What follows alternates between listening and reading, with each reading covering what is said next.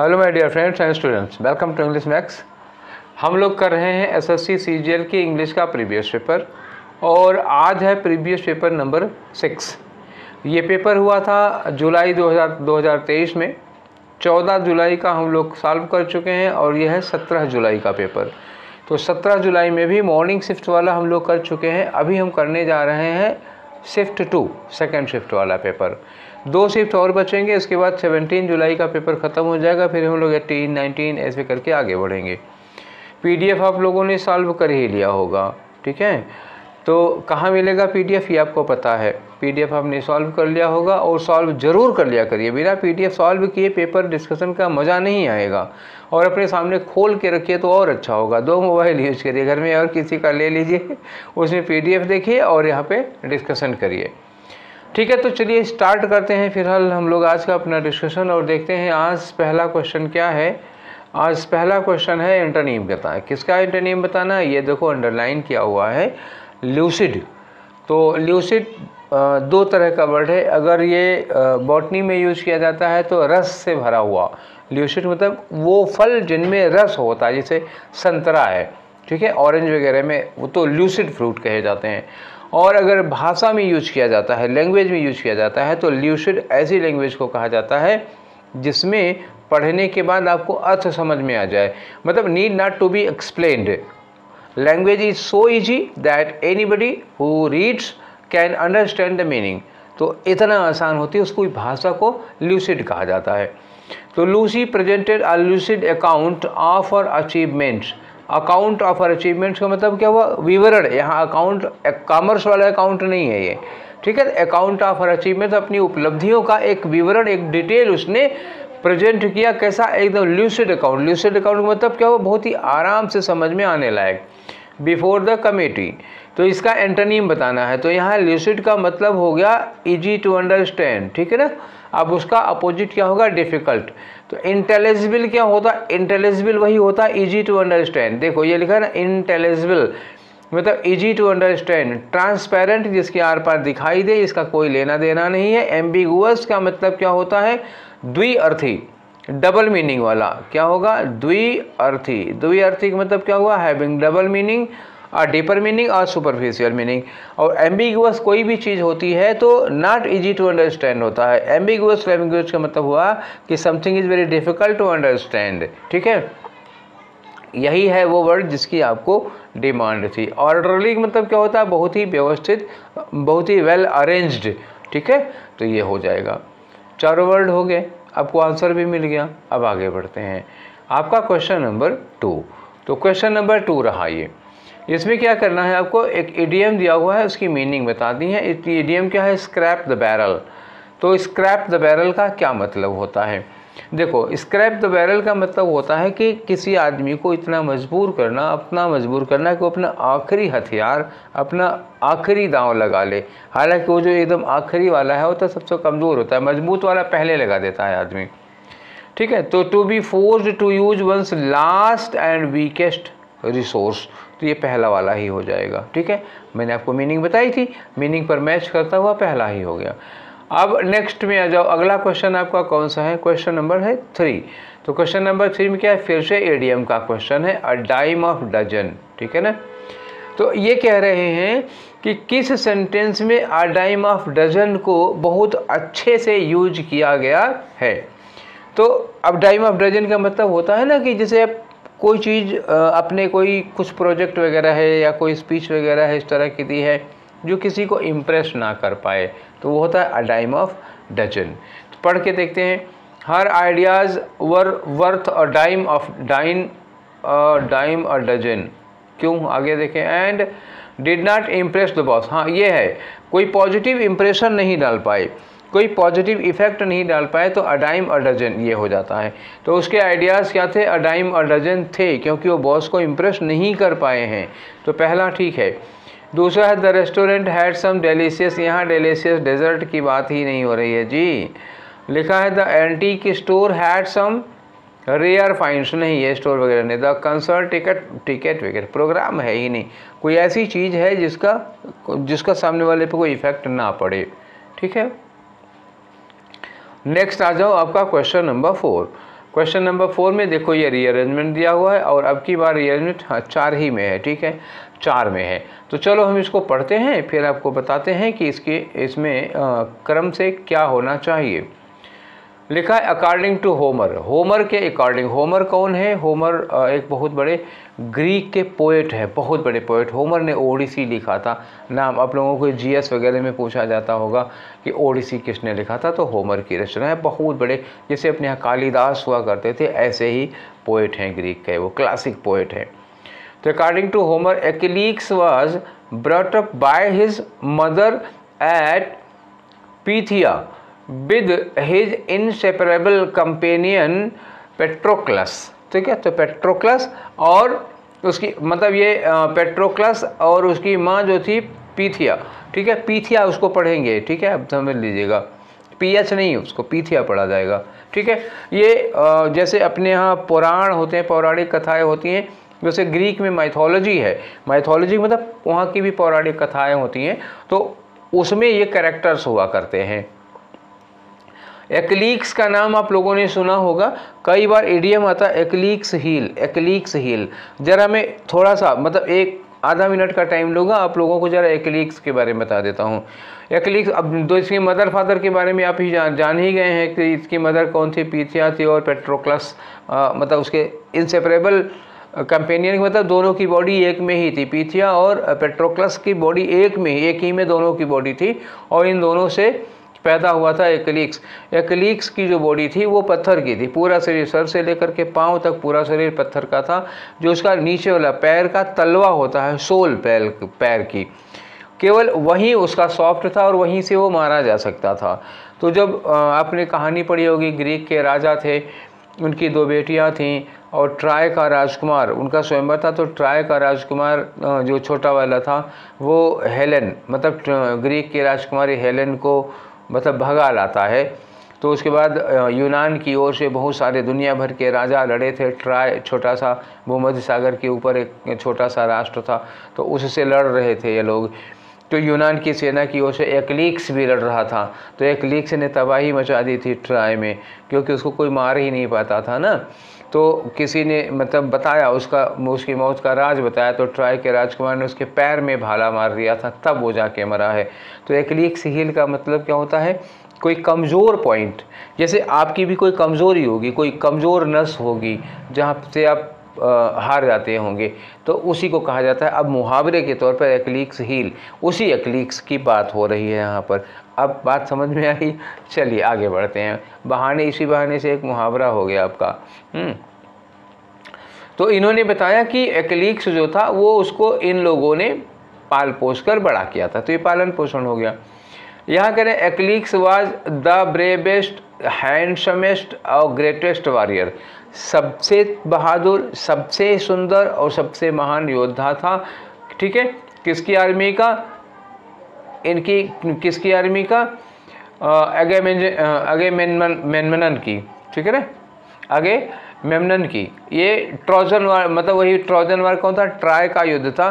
तो अगेमेम्नन की जो सेना थी, ये किसकी सेना है ना, ये राजा का नाम है एक्चुअली, ये राजा का नाम है, ये सेना थी यूनान की। तो यूनान की सेना का सबसे सुंदर, सबसे बहादुर और सबसे महान योद्धा था एक्लीक्स। आगे लिखा कि later non Homeric tales, non Homeric मतलब क्या हुआ? जो होमर ने नहीं लिखी हैं, suggest that Patroclus was Achilles kinsman और लवर। जो पेट्रोक्लस है वो एक्लीक्स का किन्समैन था, शायद उसका कोई नातेदार रिश्तेदार था।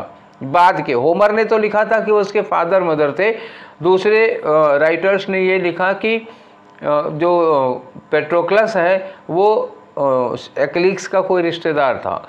डी में है Achilles in Greek mythology, Greek mythology में Achilles is son of the mortal Peleus. तो माइथोलॉजी में ये है कि मार्टन पिलियस, मार्टर का मतलब क्या हुआ? सैनिक होता है, नश्वर है, ठीक है। जिसकी डेथ होती है उसको मॉर्टल कहते हैं, जिसकी डेथ नहीं होती उसको अमर इमॉर्टल कहते हैं। तो mortal Peleus king of the Myrmidons यहाँ का राजा था, यहाँ इन्हीं का लड़का था। एंड निरीड थेटिस उसकी मम्मी रही होंगी, ठीक है। तो ये माइथोलॉजी में कुछ कहा गया है होमर ने कुछ कहा है और होमर के बाद के राइटरों ने कुछ कहा है। तो हमें स्टार्टिंग कहाँ से करनी पड़ेगी? पहले हम बात करेंगे माइथोलॉजी की। तो ग्रीक माइथोलॉजी में क्या कहा गया है? अब हम आएंगे कि उन्होंने मतलब ग्रीक माइथोलॉजी हो गया, माइथोलॉजी में ही बात हो जाएगी कि मतलब क्या क्या था वो। तो ग्रीक माइथोलॉजी के साथ कनेक्ट हो रहा है बी वाला। बी के बाद अच्छा ये माइथोलॉजी की बात हुई। माइथोलॉजी के बाद अब बात ये है किसकी? होमर की बात। होमर के बाद किसके आएंगे? होमर के बाद नॉन होमरिक टेल्स की बात आएंगे। तो हम पहले क्या कर दें? डी लगा दें और डी के बाद क्या लगा लें? बी लगा दें। डी बी हो गया, उसके बाद होमर की बात कर देंगे ए में, उसके बाद सी लेटर वालों की कर देंगे। तो डी बी ए सी जहाँ मिलेगा वो आपका आंसर हो गया। तो ये रहा डी बी ए सी 2 वाला हमको आंसर मिल गया। इस क्वेश्चन में थोड़ा टाइम लगा क्योंकि आपको कहानी सुनाने लगे थे। चलिए अब शायद ऐसी कोई कहानी ना मिले तो जल्दी जल्दी ख़त्म करेंगे। आ जाओ क्वेश्चन नंबर 5 में क्या कर रहे हैं? इंडेफिनिट आर्टिकल का करेक्ट यूज बताओ। कौन सा सेंटेंस है जिसमें इंडेफिनिट आर्टिकल का मतलब क्या हुआ? आ और एन का करेक्ट यूज जहाँ हुआ हो। लिखा सी इज इंडियन। इंडियन है, इंडियन वॉवेल से शुरू हो रहा है, वॉवेल साउंड आ रहा है, तो एन इंडियन होना चाहिए। क्यों होना चाहिए ये आप लोगों को अच्छी तरह पता है। यहाँ यूरोपियन लिखा, यूरोपियन की शुरुआत किससे हो रही है? यू, या से हो रही। या का मतलब क्या हुआ? यहाँ पे आ लगा हुआ, तो ये ठीक है। ठीक, दूसरा लिखा सीज एन इंडियन, इंडियन के पहले एंड लगा है, सही है, लेकिन यहाँ यूरोपियन, हाँ ठीक, दोनों सही हैं।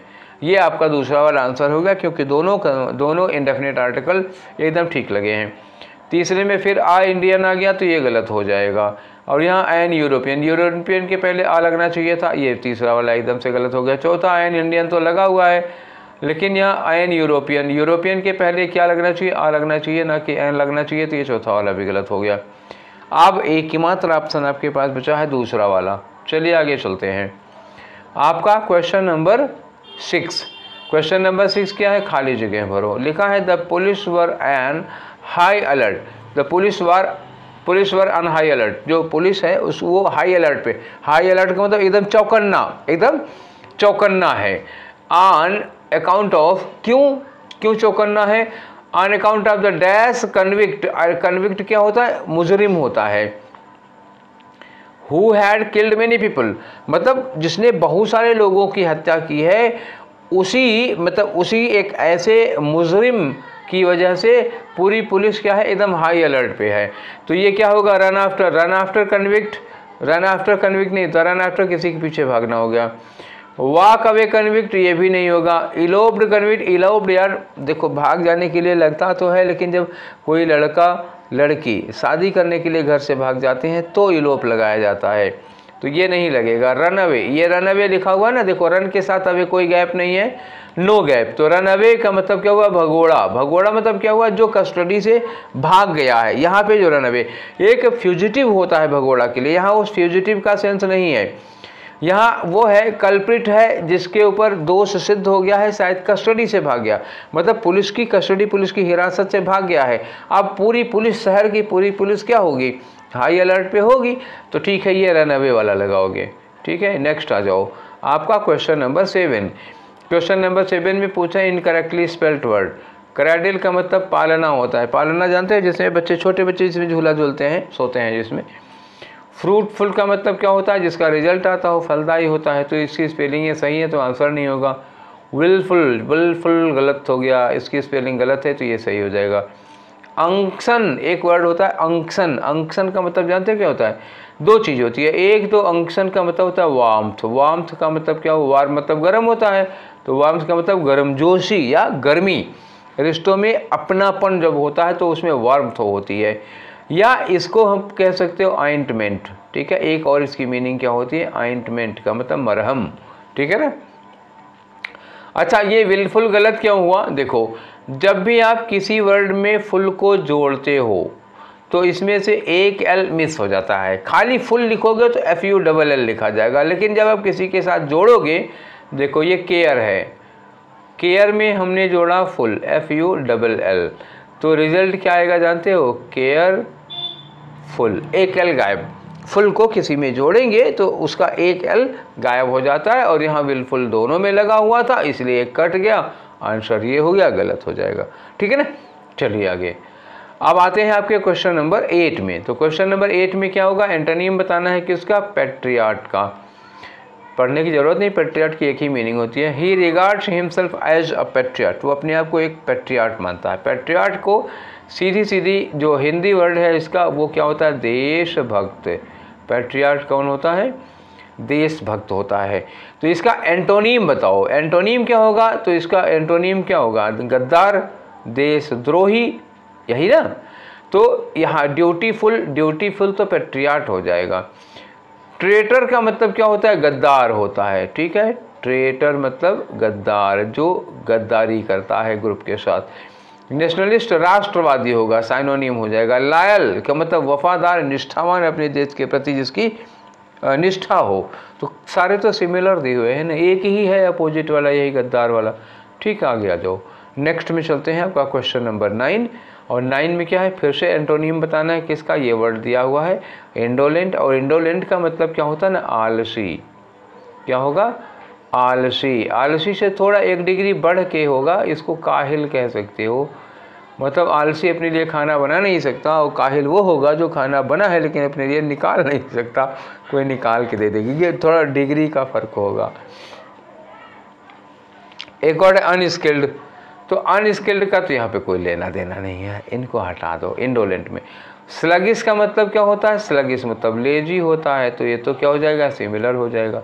लेजी यार, ये दोनों तो सिमिलर ही हैं। तो एक्टिव क्या होगा, ये बहुत एक्टिव, जो सक्रिय होगा। तो यही आपका एंटोनिम होगा, इंडोलेंट का आंसर हो गया। चलो आगे बढ़ते हैं, क्वेश्चन नंबर 10 में आते हैं आपके।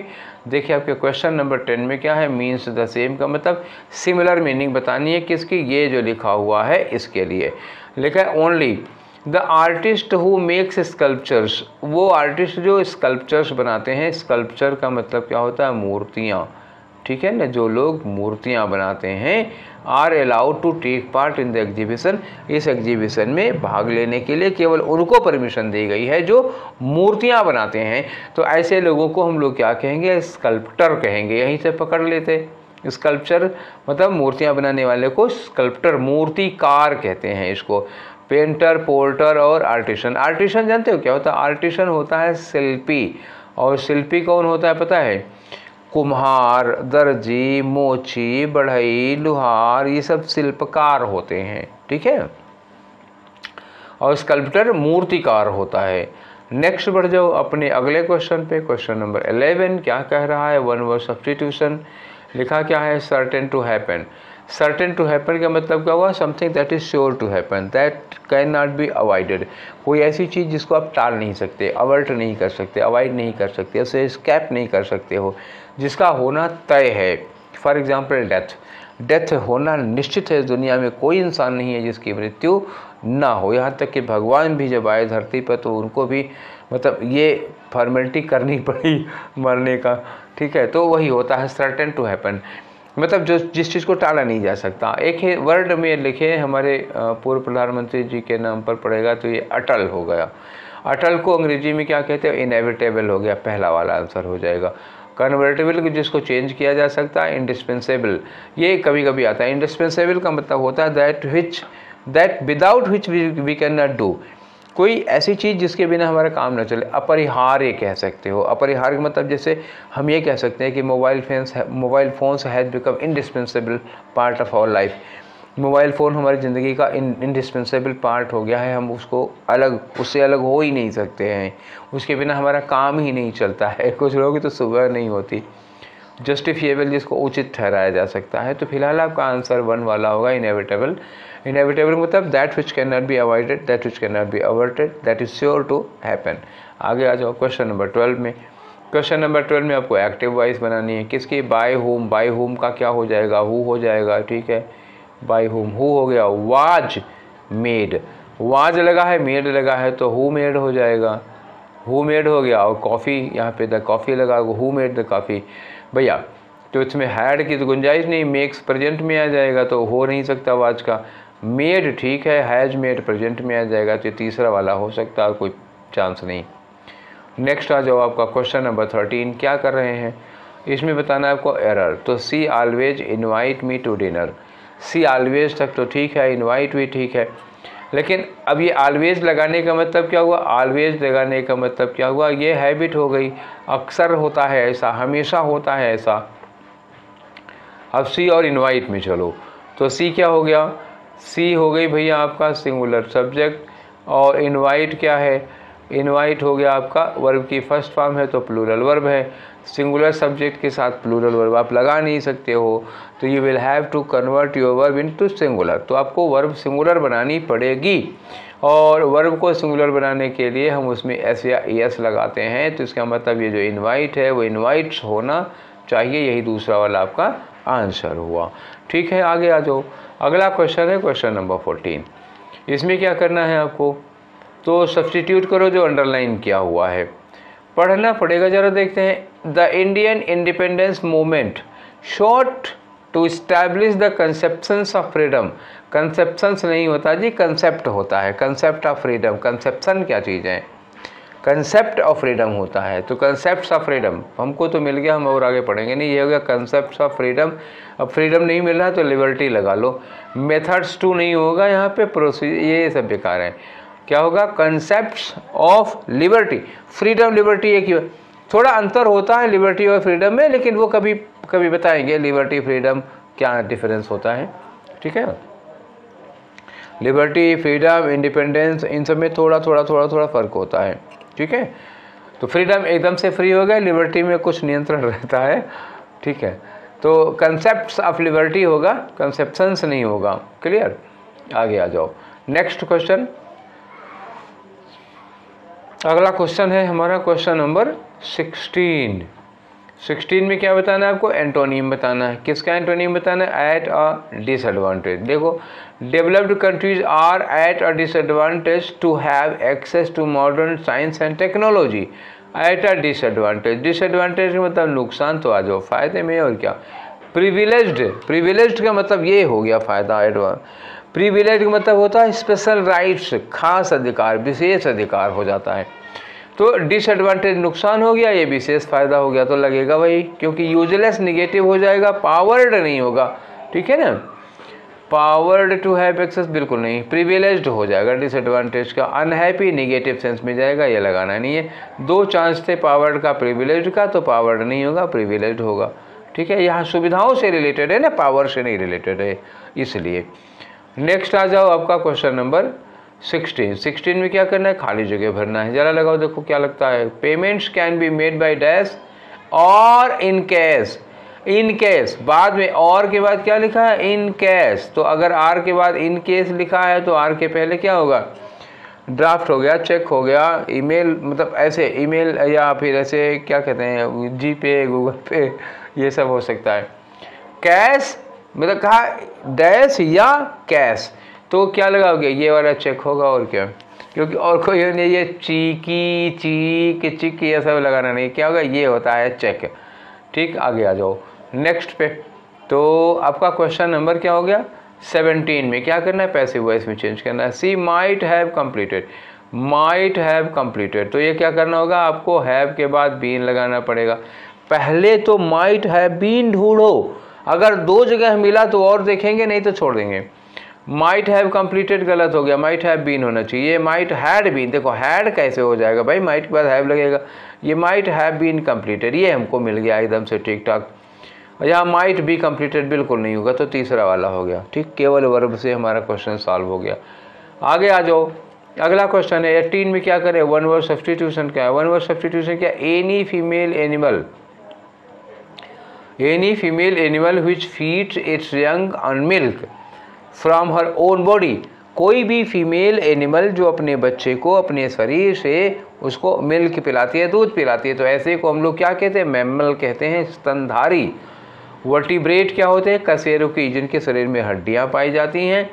फौना का मतलब हुआ किसी लोकल एरिया में जो वनस्पति पाई जाती है उसको कहते हैं। पैरासाइट परजीवी होते हैं जो अपने अस्तित्व के लिए दूसरे पर डिपेंड करेंगे। मैमल स्तनधारी होते हैं, ये अपने बच्चों को दूध पिलाते हैं। यही हमें आंसर में लगाना था। नेक्स्ट आ जाओ भैया क्वेश्चन नंबर 19 में। 19 में आपको क्या बताना है, एंटोनिम किसका बताना है, ट्रेटर का।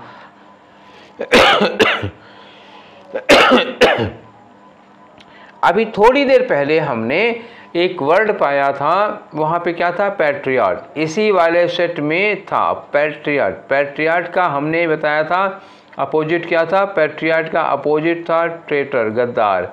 अब इन्होंने क्या किया, ट्रेटर का अपोजिट पूछ लिया तो पैट्रियट लगाओ। पैट्रियट के साथ में हमने बताया था कि उसमें लॉयल दिया हुआ था, नेशनलिस्ट दिया हुआ था, तो वो क्या थे, वो पैट्रियट के साइनोनिम थे। तो यहाँ पे लॉयल दिया हुआ है, तो वहाँ जब मैंने आपको लॉयल पैट्रियट का साइनोनिम बताया है, तो यहाँ लॉयल क्या होगा, ट्रेटर का एंटोनिम हो जाएगा कि नहीं हो जाएगा।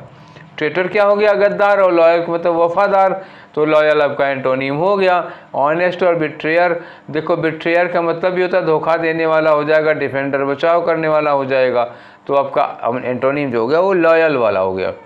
आगे आ जाओ, अब आते हैं आपके क्वेश्चन नंबर 20 पर।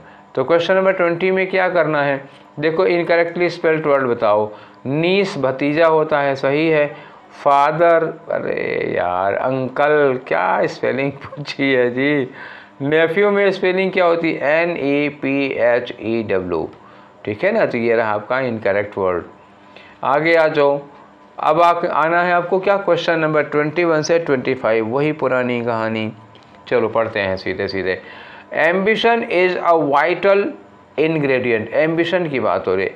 एम्बिशन क्या है, एक बहुत ही वाइटल इंग्रेडिएंट है सक्सेस के लिए। अगर आपको सफलता पानी है तो उसकी जड़ में क्या होगी, महत्वाकांक्षा। अगर महत्वाकांक्षा नहीं होगी तो आप कोई काम ही नहीं करेंगे, आप सक्सेसफुल नहीं होंगे। Without ambition to push us, बिना एम्बिशन के हमको पुश कौन करेगा, आगे बढ़ाएगा कौन। We will not be dash of great achievement, तो मतलब हमको कोई बड़ी सफलता मिलने वाली नहीं है बिना एम्बिशन के, जो कि हमको पुश करती है, हम काम करने के लिए आगे बढ़ाती है। उस एम्बिशन के बिना हम कोई महान काम, कोई बड़ा काम नहीं कर पाएंगे। वी विल नॉट बी, अभी will not be dash of, अब देखो यहाँ पे क्या लगा है, ऑफ लगा है। तो एबल तो तुम्हारा मन कर रहा होगा, लेकिन एबल के बाद क्या लगता है, टू लगाना पड़ता है कि नहीं। तो यहाँ एबल लगेगा नहीं, फिर क्या करोगे आप, कैपेबल ऑफ लगाओगे, ठीक है, कैपेबल। अब क्योरेबल इलाज के लिए लगता है, ड्यूरेबल टिकाऊपन के लिए लगता है, तो फिलहाल ये तीनों तो नहीं लगेंगी। कैपेबल के बाद ऑफ लगता है और एबल के बाद टू लगता है, दोनों का सेंस ठीक है, लेकिन चूंकि यहाँ पहले ऑफ लग चुका है इसलिए हम कैपेबल नहीं लगा सकते हैं, सॉरी एबल नहीं लगा सकते हैं, कैपेबल लगाना पड़ेगा। एक फेलर तो हो चुका, ठीक है। इसके आगे चलते हैं, अब ये हो चुका तो इसको छोड़ के आगे बढ़ लेते हैं कि नहीं, इसमें एक ही चांस ही था। चलो यहाँ आ जाओ दूसरे वाले फेलर में।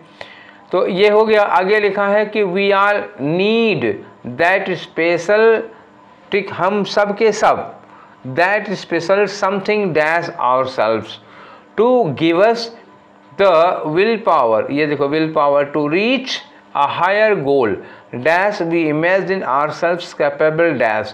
तो कैपेबल, देखो अभी वहाँ पे कैपेबल के बाद हम के यहाँ ऑफ लगा था तो यहाँ कैपेबल लगाए थे, अब कैपेबल छोटा है तो यहाँ क्या लगाओगे, ऑफ लगाओगे। फिक्स चौथे नंबर वाले में ऑफ लगेगा 100%, ठीक है। ये मैंने फिर भी ambition dash money and fire is a good servant but a bad master, ठीक है ना। तो मास्टर है मास्टर, ठीक है।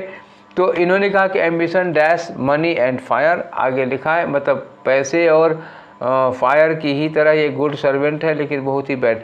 अगर ये आपकी सेवा करे तो बड़ी अच्छी बात है, और अगर विनाश करेगा, मालिक होगा तो बहुत ही मतलब विनाशकारी होगा, बहुत ही बैड होगा। तो दूसरे फिलर पे क्या लगाओगे, यहाँ पे क्या लगेगा, लाइक हमको लग रहा है यहाँ पे लगा है, उदाहरण दे रहे हैं ना, तो यहाँ पे लाइक लगेगा, ठीक है। अब चलो एक हम लोग भर चुके हैं, इस दूसरे वाले पर आप क्या लगाओगे, 92 मतलब 22 में क्या लगा सकते हो। इन्होंने कहा कि we are need that special something dash ourselves, तो वही जो स्पेशल चीज़ है, कौन सी, एम्बिशन, वो हमको अपने अंदर चाहिए। तो वो हमको अपने अंदर चाहिए, तो हमको अपने अंदर में क्या होगा, इन आवरसेल्व्स या विद आवरसेल्व्स नहीं, विदाउट आवरसेल्व्स नहीं, इन या विद इन आवरसेल्व्स, हमें अपने भीतर वो चीज़ चाहिए। तो क्या लगाओगे, विद इन लगाओगे, अपनी सोच, अपनी धारणा अपने अंदर चाहिए, तो विद इन यूज़ करोगे, ठीक। विद इन ना होता तो इन लगा लेते, लेकिन अभी तो विद इन लगाना पड़ेगा आपको। तीसरे में आ जाओ, तीसरा वाला फिलर क्या होगा जी, ये रहा आपका फिलर नंबर 3, ये यहाँ लगाना है आपको, ठीक है। To give us the will power to reach a higher goal, ठीक है। हायर गोल आगे लिखा है डैश है, तो एक मतलब हायर गोल के लेवल पर हमको पहुंचना है, हायर लगा। अब देखो करना क्या है, अब जरा एक बार आप कंसंट्रेट होके पढ़िए इसको।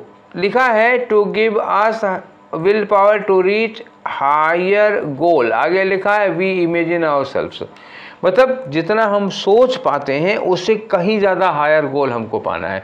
तो जब हायर यहाँ लगा हुआ है जी कंपैरेटिव डिग्री में, तो अब सोचने विचारने की कोई ज़रूरत नहीं थी, देन लगा लो।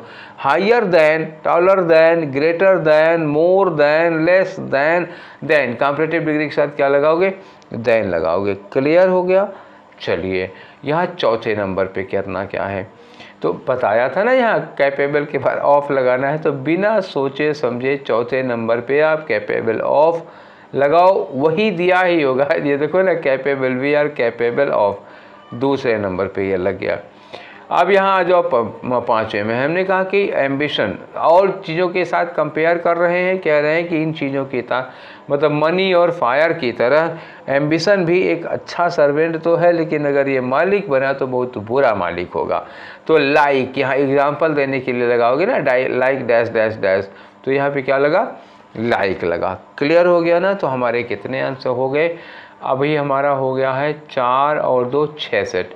6 सेट में 25 क्वेश्चन से गुणा करोगे तो कितना आएगा, 150 क्वेश्चन हम लोग CGL के लगा चुके हैं। कल हम लोग करेंगे CGL का मतलब 17 जुलाई का 3rd शिफ्ट वाला पेपर करेंगे, ठीक है। तो अभी आप लोगों को ये डिस्कशंस कैसे लग रहे हैं, अपनी राय ज़रूर दीजिएगा, और कुछ सुझाव देना हो तो ज़रूर बताइएगा, ठीक है। तो कल का वीडियो तो इसलिए नहीं पढ़ पाया कि मतलब वही बताए थे ना कि जुकाम है तो थोड़ा गला वाला दर्द कर रहा था, नहीं बनाए, ठीक है। तो अब तबीयत ठीक रही तो कंटिन्यू मिलेगा। मैंने कहा था ना कि कुछ इमरजेंसी होगी तो गैप हो सकता है, ठीक है। तो हम लोग फिर मिलते हैं कल वाली क्लास में, तब तक मस्त रहिए, पढ़ाई करते रहिए, जम के जुटे रहिए। Till then take care, thank you.